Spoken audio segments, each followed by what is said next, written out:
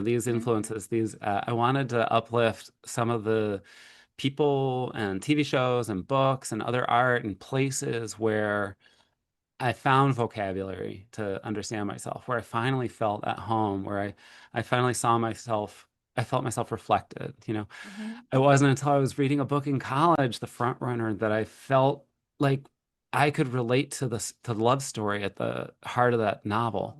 You know, I don't think when you're in a mainstream, whatever your mainstream is, if you're in the mainstream, I don't think you can know what that feels like to not Mhm. see yourself anywhere. You know, whether you're, whether it's queer or you're a person of color in a white dominated society, or if you're a religious minority, whatever it is, you get any little morsel. But then when you do find those people or you find those places, they make an outsized impression.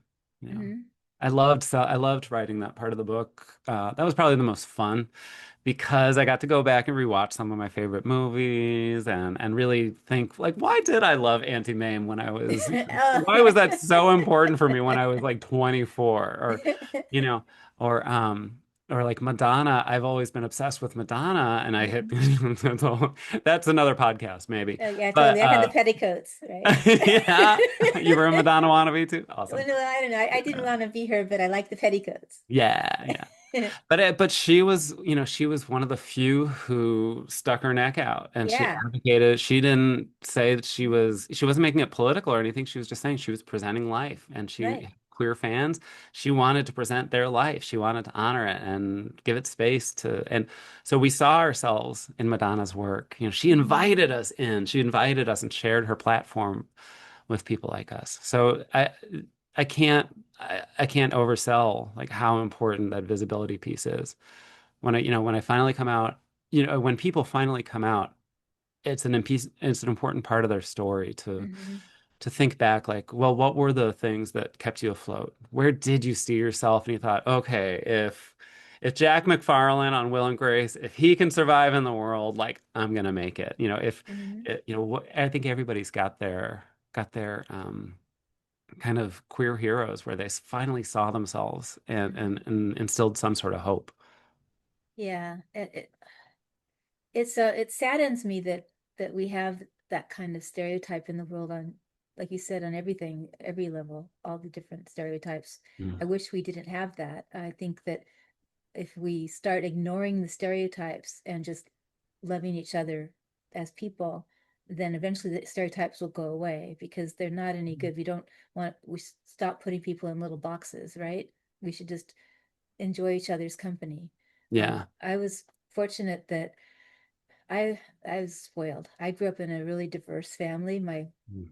I didn't think about it until actually I was reading your stuff, and I didn't think that I didn't think about it. But my grandparents had a lesbian caregiver, and her wife would come over, and she was the actress on that said, "Where's the beef?" I don't know if you knew that commercial. Where's the beef? Yeah. I loved her. But anyway, but they're a couple, and they were in our family for 15 years when my grandparents, they were caregivers, but they were like family members almost, and Yeah. um, they were lesbian, and I didn't even think about it until just like yesterday that that was not normal, I guess, for people that were in that generation to be like that. When my brother posed for Playgirl magazine, he came over with all the magazine, and he showed my grandmother and her sister. She had five sisters. They're all older ladies, and he like gave them all magazine copies of the magazine. So I mean, it's that kind of family. So they lived in Baldwin Hills, which was also a mixed neighborhood, and so I lived in Inglewood, which is diverse, so many. So I feel really lucky that I grew up in such diversity. I wish that Yeah. everybody could, because then you realize that people are just amazing people, Yeah. you know? I did not grow up in that environment. I grew up in a very white, very affluent suburb outside of Chicago uh and that world I've been I've been running from ever since. Oh. As an adult, every place I've lived, like I want to be in the I've told realtors, I want to be 5 minutes from a cup of coffee and a drink and groceries. Like I need a 5 minute walk to groceries. And that really narrows down, and that means smaller places, fine, but that also means a more diverse neighborhood usually. Hmm. And that's where I feel safest. That's where I feel really drawn. Yeah, I feel safer in a diverse neighborhood than I would in a white supremacist neighborhood, for sure. Well, And even as a I girl, and I yeah. think my mom she grew up in the city in Chicago and she was a city girl and she loved the city of Chicago. So she was talking about the city of Chicago all the time. She would tell stories about it. Like we learned everything. She was obsessed with the grid of the city of Chicago that had a numerical, every street has a number, it's like a big axis.